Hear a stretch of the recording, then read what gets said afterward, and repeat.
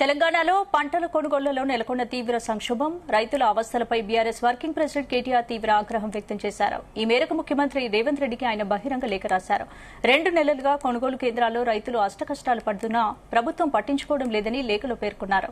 ఎల్లుండి జరగబోయే కేబినెట్ మీటింగ్లోనైనా ప్రభుత్వం కళ్లు తెరిచి రైతులకు న్యాయం చేయాలని డిమాండ్ చేశారు. ఇక తెలంగాణ రాష్ట్రంలో 9.5 ఏళ్ల పాటు కొండంత ధైర్యంతో బతికిన అన్నదాత ఇవాళ ఆత్మవిశ్వాసం కోల్పోయి రోడ్డున పడ్డారన్నారు. 6 దశాబ్దాల పాటు పడ్డ కష్టాలు శాశ్వతంగా తీరిపోయాయని సంబరంగా సాగు చేసుకుంటున్న రైతు నోట్లో కాంగ్రెస్ అధికారంలోకి రాగానే మట్టి కొట్టిందని దుయ్యబట్టారు. రైతుకు రక్షణగా కేసీఆర్ అమలు చేసిన ఒక్కో పథకానికి గత 2.5 ఏళ్లుగా పాతరేసిన మీరు మీ చేతగానితనంతో అన్నదాత వెన్నువిర్చారని మండిపడ్డారు.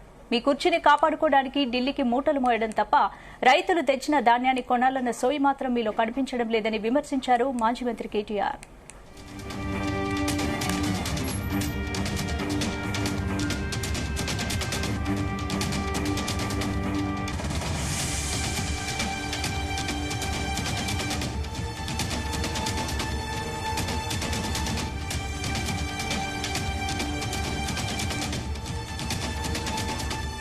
రైట్, ఇదే అంశానికి సంబంధించి పూర్తి అప్డేట్స్ మా ప్రతినిధి వేణుగోపాల్ అందిస్తారు. వేణు, రాష్ట్రంలో పంటల కొనుగోలులో నెలకొన్న తీవ్ర సంక్షోభం, రైతుల అవస్థలపై బీఆర్ఎస్ వర్కింగ్ ప్రెసిడెంట్ కేటీఆర్ తీవ్ర ఆగ్రహం వ్యక్తం చేశారు. ఈ మేరకు ముఖ్యమంత్రి రేవంత్ రెడ్డికి ఆయన ఘాటుగా ఒక బహిరంగ లేఖ రాయడం జరిగింది.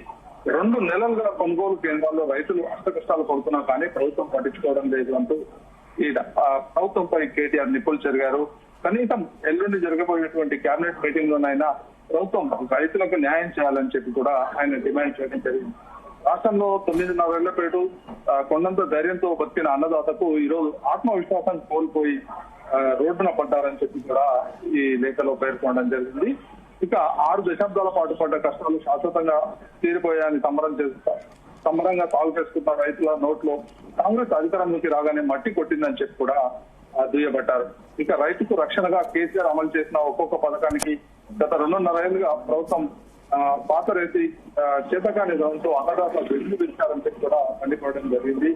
ఇక అరాచక పాలన ఆనవాళ్లు పరాకాష్ఠకు చేరాయని, అష్టకష్టాలు పడి పండించిన పంటను కొనే దిక్కు లేక 2 నెలలుగా రైతులు కొనుగోలు కేంద్రాల్లో ఆత్మనాదాలు చేస్తున్నారని, ఇకనైనా చేతకాని సర్కారు మీ సర్కారు నిర్వాహకం వల్ల తెలంగాణ వ్యాప్తంగా ఏ మూల చూసినా రైతులు ఈ రోజు నిత్యం ధర్నాలు, రాస్తారోకాలు, నిరసనతో హోరెత్తిస్తున్నారని చెప్పి కూడా ఆరోపించడం జరిగింది. పంట అమ్ముకుందామనే ఆశతో వచ్చిన రైతులకు రోజుల తరబడి పడిగాపులు పడలేక కొనుగోలు కేంద్రాల్లోనే ఉన్న పగిలి కుప్పకొనిపోతున్న మీ సర్కారుకు చీమ కుట్టినట్లు కూడా లేదా అని చెప్పి కూడా ఈ లేఖలో పేర్కొన్నారు. 70 సార్లు ఢిల్లీకి చక్కర్లు కొట్టడంలో ముఖ్యమంత్రికి ఉన్న శ్రద్ధ 1% రైతులపై పెట్టి ఉంటే ఈ దుస్థితి వచ్చేది కాదని చెప్పి కూడా మండిపడ్డారు. ఇక మీ కుర్చీని కాపాడుకోవడానికి ఢిల్లీకి మూటలు మోయడం తప్ప రైతులు తెచ్చిన ధాన్యాన్ని కొనాలన్న సోయి మాత్రం మీకు కనిపించడం లేదు అని చెప్పి కూడా ఈ లేఖలో పేర్కొనడం జరిగింది. ఇక పెట్టుబడి సాయాన్ని వరుసగా 4 సార్లు ఎగ్గొట్టిన, యూరియా కష్టాలు వాళ్ళు చేసిన రైతులు అన్నింటినీ దిగమింగి పండించిన ఏ పంటను ప్రభుత్వం కొనుగోలు చేసిన పాపాన పోలేదు. ఇప్పటికే కొనుగోలు కేంద్రాల వద్ద దాదాపు 10 మంది రైతులు వడదెబ్బకు తోడు సర్కారు చేసిన ద్రోహానికి తమ నిండు ప్రాణాలు కోల్పోయారు. అయినా కనీసం ఒక్కసారైనా మీరు ఏ ఒక్క కొనుగోలు కేంద్రం వైపు కమిషన్ చేసిన దాఖలా లేవు.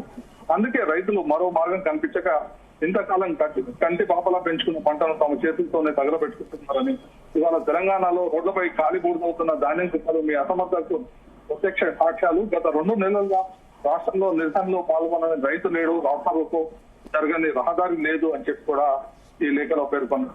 ఇక ఈ 30 నెలల్లో సమైక్య రాష్ట్రం నాటి సకల కష్టాలతో మళ్లీ రైతులను ముంచెత్తారు. ఇక ఇన్నాళ్ళు సంతోషంగా సాగిన సాగును కన్నీటి సేద్యంగా మార్చడం జరిగింది. కష్టాల్లో కొట్టుమిట్టాడుతున్న తెలంగాణ రైతుల్లో కన్నీళ్లతో ఖాళీగా ఉన్న రిజర్వాయర్లు నిండేలా ఉన్నాయి. పగలు రాత్రి ప్రజా సంపాదన దోచుకోవడం తప్ప ప్రజా పరిపాలనపై మీకు కనీసం పట్టు లేకపోవడం అన్నదాత శాపంగా మారిందని చెప్పి కూడా కేటీఆర్ ఈ లేఖలో పేర్కొనడం జరిగింది. Right, thank you.